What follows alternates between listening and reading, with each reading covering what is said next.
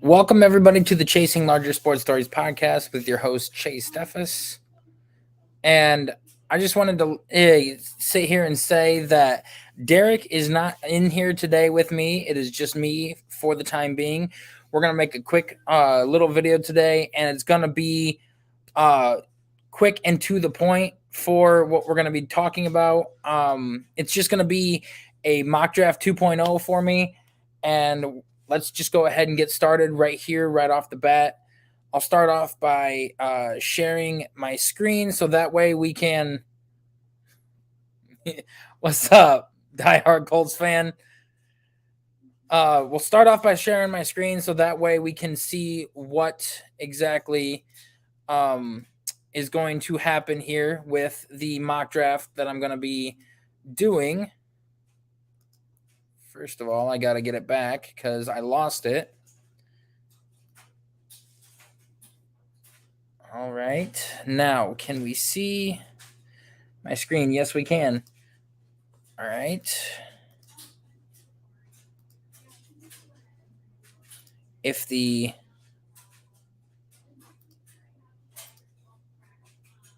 will actually work. This is the one that I use all the time. There we go. Okay, we'll go ahead and select all. Start off with the first round, and that's all we're going to do is just the first round of the draft. We're going to start off plain and simple, the first overall pick. I feel like Frank Reich likes his big quarterbacks. He likes the guys that can stand in the pocket, take a hit. He also wants somebody that is really accurate. And this Panthers team is getting weapons to help CJ Stroud out. They just signed DJ Chark. They've got a big weapon for him that they're going to bring in and, make it to where he can have the speed, have the consistency with Adam Thielen, and just make this overall team better itself. Obviously, Colts fans know what Frank Reich's capable of if he had a good quarterback to work with. Obviously, the years that he had in Indy, he didn't have, that good of quarterbacks except for Andrew Luck his first year as a coach, and then he went to Phillip Rivers, and then after that, the kind of talent pool just died off after that. So, with being the first year in Carolina, having a chance to actually work with somebody as a young guy and get a chance to go there, I really do feel like they feel like CJ Stroud is the embodiment of what they're looking for. The number 2 overall pick is going to go with Bryce Young. Most people consider Bryce Young as the best quarterback in the draft class when it comes to just poise in the pocket, ability to scramble, accuracy, downfield range, you name it. They got John Mechie, which is Bryce Young's former teammate at Alabama. And they ended up getting Dalton Schultz, the tight end, to help him out. I think they signed one more wide receiver this offseason, Robert Woods.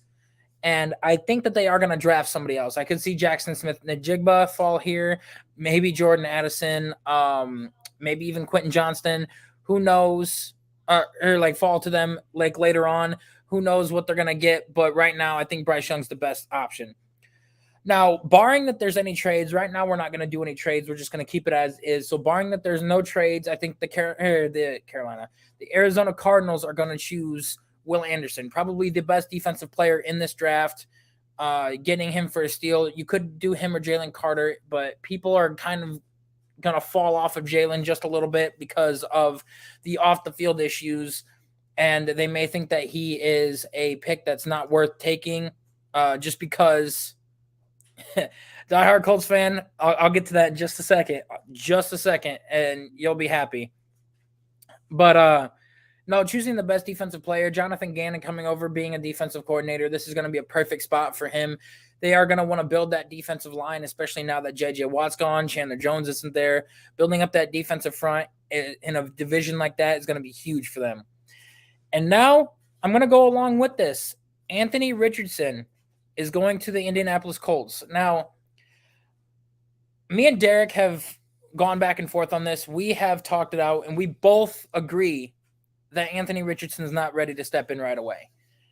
He is not.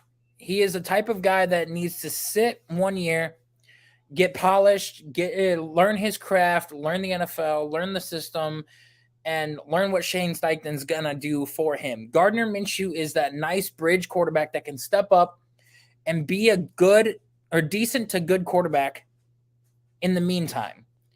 Anthony Richardson has the tools. He's 6'3", 6'4". He ran a great 40. He did show his accuracy and everything, but as a passer, he is not polished yet.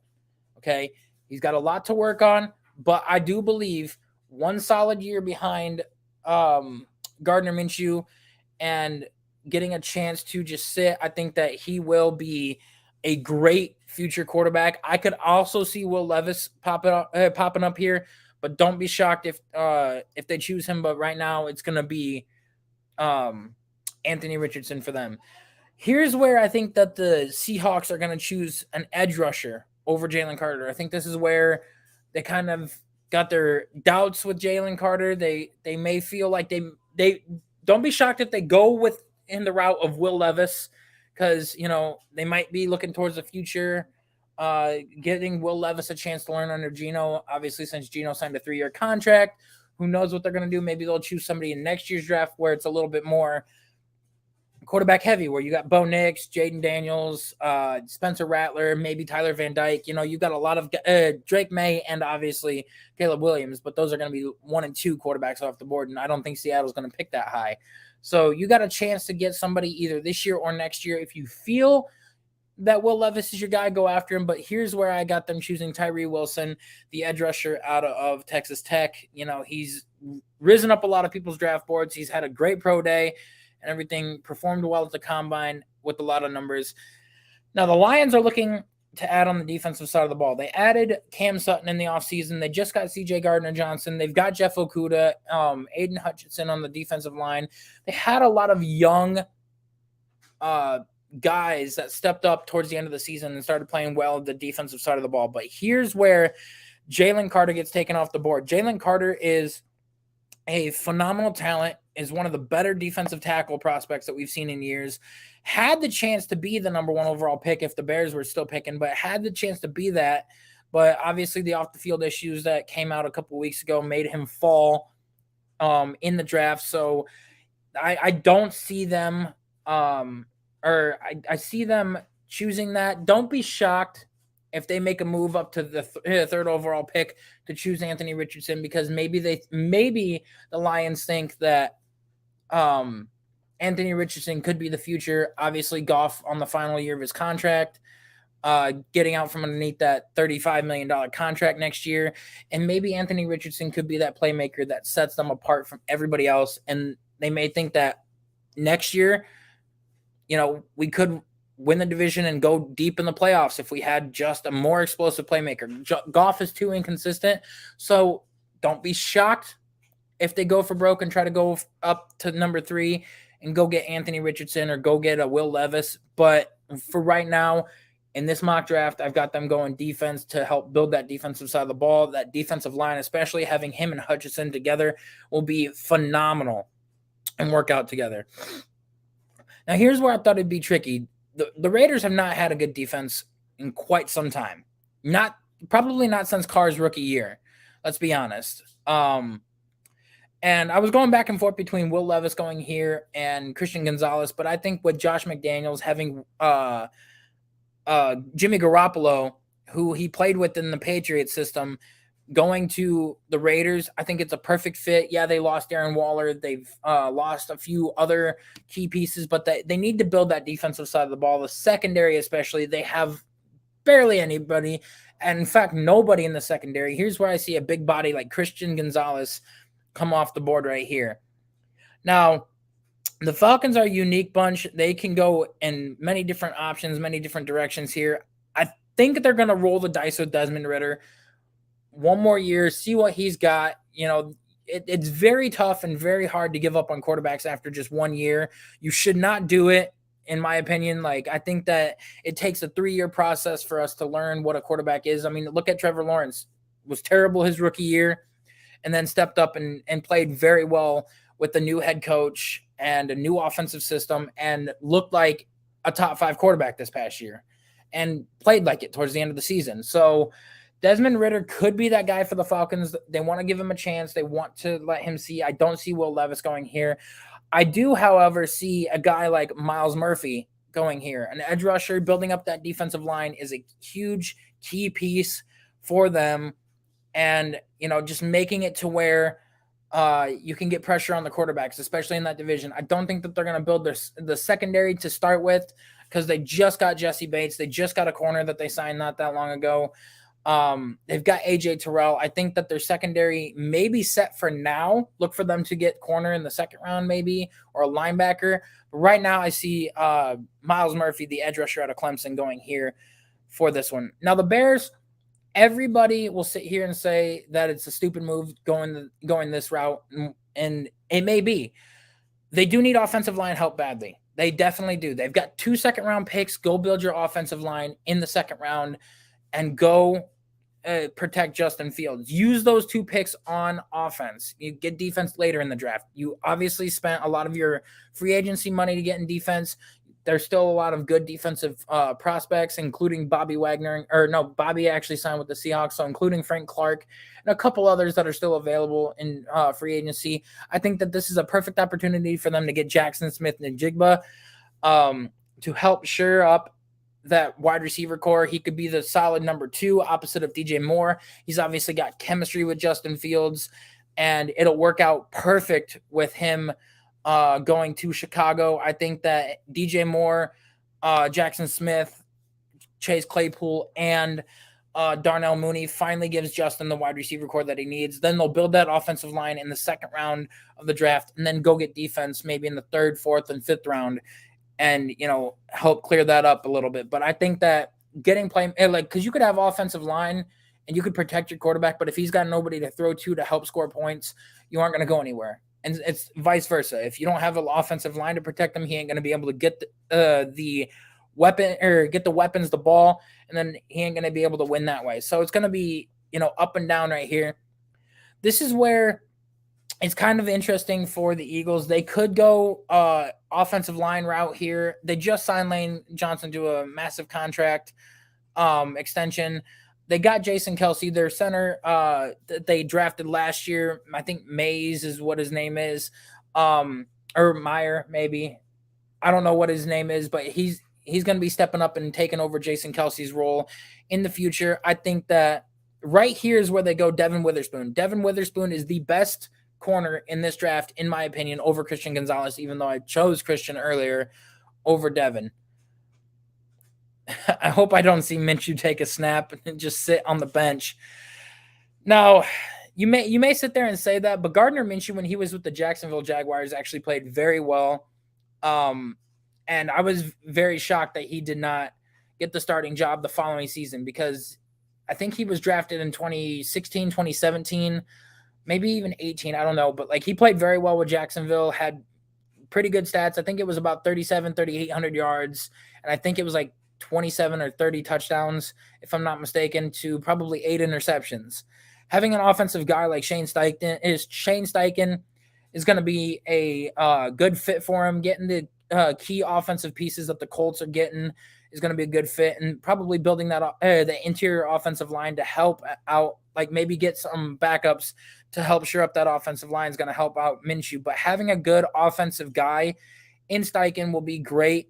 And I know that you don't want Minshew to start right off the bat, but with a lot of guys, if Patrick Mahomes came into the league and started right away, who knows if he would be this good? I mean, having Andy Reid, having the Chiefs the way they are, it could be that he would have, but just keep in mind that Patrick Mahomes did not start right away when he came in the league. So having not Will Levis, Anthony Richardson sit behind Gardner Minshew, learning the system, learning Shane Steichen and how the Colts are running, and having him on a 5-year rookie deal is fantastic. So I think that it's better safe than sorry, because if you get it to where Anthony Richardson can step in and be the next Cam Newton, but even better, it's going to be great. You don't want him to end up, falling out, and after 2 years, you guys have to draft another quarterback. No, I'd say the best case scenario, let Minshew play, sit Anthony Richardson, and then play him the following year, and that is the best case scenario for them. But moving on to Tennessee, this is where I could see them going with Quentin Johnston right here. It's a no-brainer for them. They need a star-studded wide receiver. Treylon Burks, they drafted last year. They thought that he was going to step in and take over that role that A.J. Brown had missed. And, thinking that he was going to be the next guy. Obviously, Treylon Burks stepped in at the end of the season, started playing really well, but ultimately was not the guy that they planned on being. Maybe this year, maybe if they go after Will Levis or somebody like that, I could see them. But in the end, who knows? So Quentin Johnston is going to be the best option for them here. In terms of getting another weapon. He's 6'4". He ran, I think, a 4.5 or 4.4 40, or like a 4.45 40. And just stepping in and being that big-bodied wide receiver that Ryan Tannehill is going to be able to throw to is going to be able to be huge for them. I know that they need offensive line because they need to build that up and go, after they need to be able to protect Ryan Tannehill, but we'll see. Now, the Texans, they can go a multitude of different ways. Having DeMeco Ryans there, you could go defense to help shore up that side of the ball. Their offensive weapons are decent at best to help out Bryce Young if he comes in there. More than likely, it's going to be Bryce Young or CJ, whichever one. They're 1 and 2 right now. But having another star wide receiver to come in would be huge for this Texans offense. And that's why I think I might have them going Jordan Addison, but I'm actually not going to. And I'm actually going to have them going after a offensive lineman to help, not an offensive lineman, a edge rusher to help that defensive side of the ball, because their defensive line, after losing Obo Okoronkwo to the Browns in free agency, that is something that they could desperately use, is an edge rusher on defensive side of the ball. Maybe look for them to get wide receiver early, especially since they got another second-round pick as well. So they could trade up and get Jalen Hyatt or somebody. But right now I see them choosing Lucas Van Ness, whose draft stock has immediately risen up boards. New York Jets. Now, this pick could be changing depending on if they trade this pick to the Packers for Aaron Rodgers. Obviously, they might wait until after the draft to get this trade done. The Packers want the first-round pick this year for the Jets. The Jets don't want to give it to them. They want to give them maybe 2 seconds this year, or a second this year and a second next year, or maybe a first. I don't know what the trade package is going to be, but for right now, if the Jets keep this pick, they are going to need a left tackle. They're probably going to move Mekhi Becton over to the right side to help protect Rodgers. I think Broderick Jones is a more polished offensive tackle, so we're going to go with Broderick Jones right here in terms of a left tackle for them. Paris Johnson, I forgot I still had him on the board. But yeah, Paris Johnson could be a good one, or a good fit for them right here. But ultimately, right now, I'm going to go ahead and have New England choose Paris Johnson to help Mac Jones be protected on the offensive line. You know how the Patriots love their offensive and defensive players. Bill Belichick is not a guy that drafts a wide receiver in the first round. He just doesn't. The last first-round wide receiver that they drafted was N'Keal Harry, and look how that turned out. He turned out to be a huge bust when it came time for him to play. Now, the Packers, they need safety help badly. I think this is where Brian Branch comes in. Brian Branch is going to be a good safety to step up and fill that role right away, and fill in that need that they that need that they have on the defensive side of the ball. Now, Washington, this is where they're going to choose a corner. They're going to go with Joey Porter Jr. It's a no-brainer for them because Joey Porter is one of the better corners in this draft. Their secondary is lackluster. Their linebacker core is looking pretty good in terms of Jamin Davis that they got, in terms of I can't even name another linebacker that they got, but their defensive line's looking stacked. Montez Sweat, Deron Payne, Jonathan Allen, you name it. They've got and Chase Young, obviously. They got a stud defensive line, a decent linebacker. They've got no corners or safeties that are going to be able to step in and be good. So Joey Porter Jr. right here, they're going to roll the dice with um, Sam Howell and see how he does in the draft and go with it. Yes, Will Levis is falling on my draft boards. I think that he might fall. That is why I want Minshew starting for the diehard Colts fans. Exactly. Like having him start is a huge opportunity for the Colts and for them to have the long-term success. I am rooting for you guys hardcore. And I honestly told Derek that the Colts are my second favorite AFC team out there. And I did apply to work for the Colts organization in their media department as well. So I hope I get a call back from them as well, because I did go to college for media communications. And my goal, my end goal, end all be all is to try to be a GM of a pro football organization at some point in time in my life. But for right now, I've got to work my way up there and I've got to get my foot in the door somehow. And starting off in the Colts media department is going to be the best option for me. The Pittsburgh Steelers are the next up on my draft board. I think that with them, they need offensive line help, but they need corner help. I think right now protecting Kenny Pickett is your best option. Going with Peter Skoronski here is the best case scenario for what they need,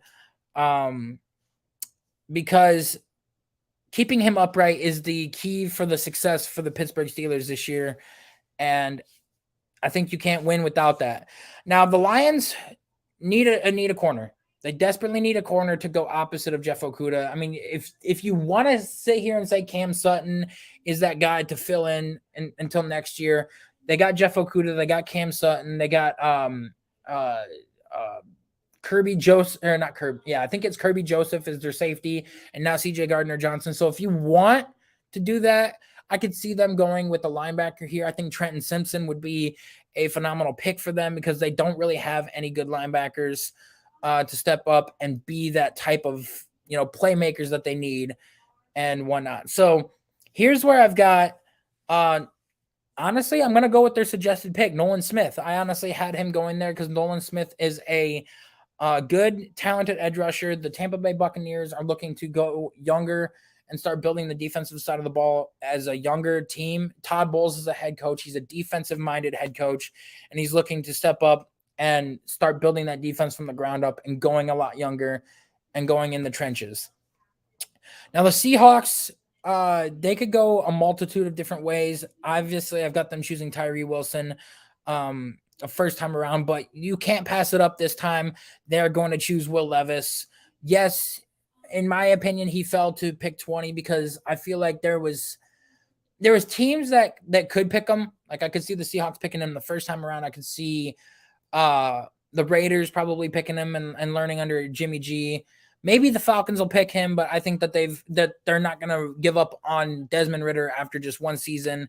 I think they're going to start building that team from the ground up, starting on the defensive side of the ball. And that's why with most successful teams, what they're doing nowadays that people don't realize is they're building around the veteran quarterback that they got. And then when they release him and they get somebody new, then that's when they start plugging and playing in more guys because you got them on a rookie deal. You got somebody that's cheap. And then now you can bring in free agents to help solidify the pieces that you're missing out on. So right now I could see the Falcons doing that, starting to build their defense and then get their offense to come together. They got Kyle Pitts. They got Drake London. Cordell Patterson stepped up and played pretty well this past year. Tyler Algier played really well as the running back and everything. They've got the weapons to do it. They might pick another wide receiver later on in the draft, but for right now, defense is the way to go. The Seahawks, and nobody else needed a quarterback, at least not a pressing need. The Jets, you could see them choosing Will Levis, letting him learn under Aaron Rodgers, maybe if he falls that far. And this is without trades, so you could see somebody trading up to get him if they really deem that he's necessary or if he's falling that far. But right now in this draft, with everybody that was picked, Will Levis fell to pick 20, which is a steal for the Seattle Seahawks. They're going to choose him, let him sit under Geno, and probably start him the next year. Now, the Chargers may need an offensive lineman. You may think that offensive line is a glaring need for them right here. Jordan Addison is available, getting another wide receiver to go with Justin Herbert would be amazing, especially since Mike Williams and Keenan Allen have been known to have a lot of injury problems lately, and Brandon Staley can't coach himself out of a wet paper sack with starting Mike Williams the last game of the season, but that's beside the point. But I think that Gerald Everett's not getting any older. Any younger. I think that you got much more talent, and it'll be your safety blanket going with this guy. I think Michael Mayer is probably the better option here for the Los Angeles Chargers to step up and get a great receiving tight end, somebody that could probably step up and block later on, and maybe, just maybe, be the guy that you need in the future.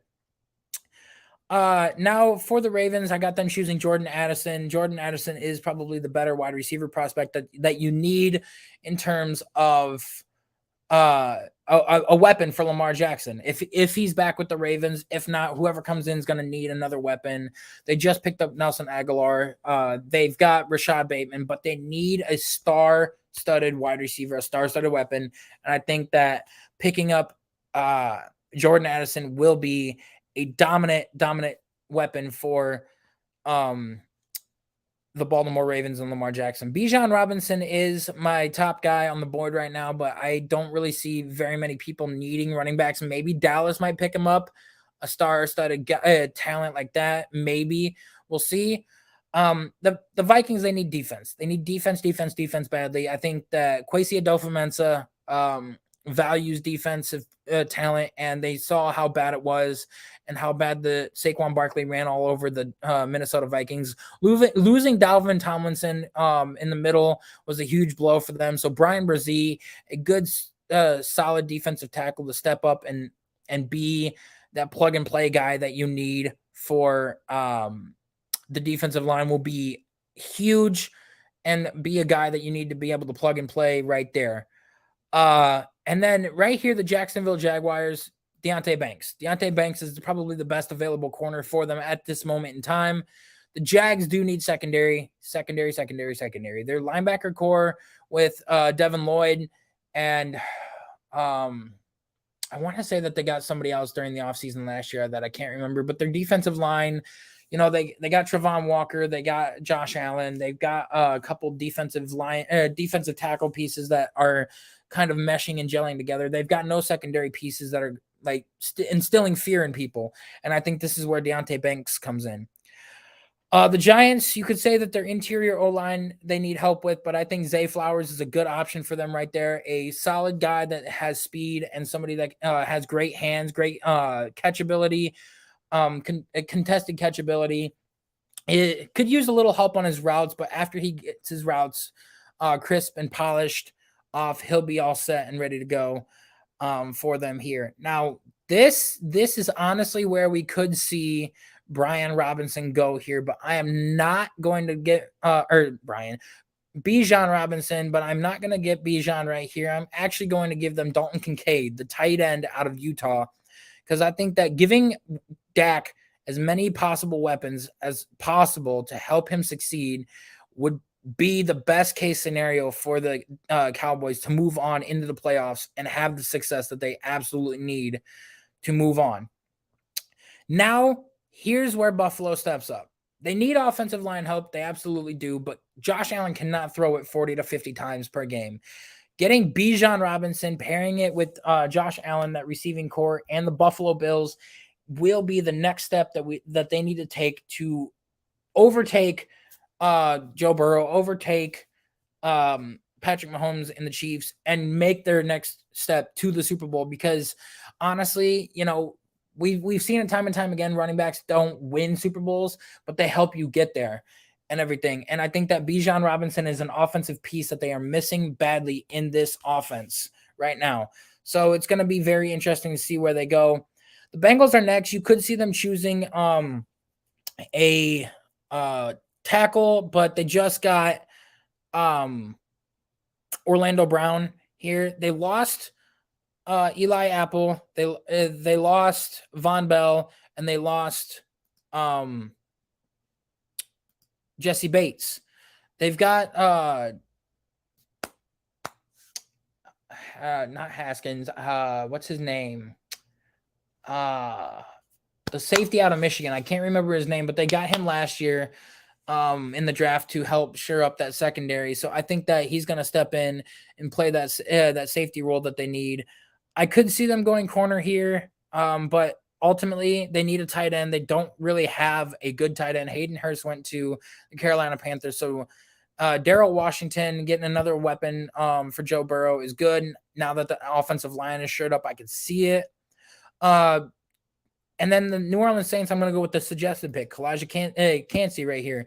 Calijah Kancey is a guy that's going to step up and play next to Cam Jordan and, help solidify that defensive line, just like New Orleans is missing all along. They've been missing a good, solid defensive tackle prospect. I think that he's quick, he's explosive, he gets off the ball, he can bull rush people, and he'll be perfect. He'll be able to throw his weight around, even though he's a little bit smaller, still be able to throw it around and get after the quarterback if needed, or just be that run stopper that they absolutely, truly need. Now, the Eagles, they can go with a multitude of different picks, but this is the guy I was honestly looking for, Jahmyr Gibbs. A running back is what the Eagles are going to need. They are going to be missing Miles Sanders. They need a guy that is going to be explosive. If there's any other running back that gets taken in the first round, it is Jahmyr Gibbs at pick 30 here to the Eagles. Now, the Chiefs could be looking to shore up their offensive tackle situation after they got rid of Orlando Brown, but they just signed Jawan Taylor to probably step in and be that explosive left tackle that they're looking for. That's why Anton Harrison could be somebody, Darrell Wright could be somebody, DeJuan Jones could be a guy that they're doing on the right side of the line, and that's who I'm going to have them pick. Don't be shocked if they pick Jalen Hyatt, and a speed demon, a weapon for Patrick Mahomes, somebody that's good. But the right side, I think Drew Wiley was his name.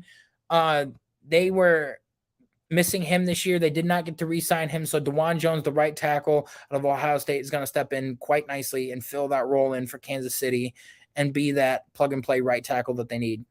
And right here is where the Steelers pick their best remaining corner on the board. They will choose Cam Smith. And there you have it.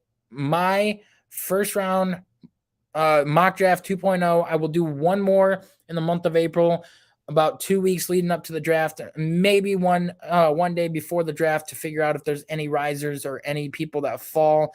Obviously, the big question mark and big person that fell right now was Will Levis. So we'll have to wait and see if he gets picked higher, if somebody trades up for him. But right now, this is one with no trades. I might do one later on with trades and see who gets what. But yeah, so that is it. That is all we've got for today.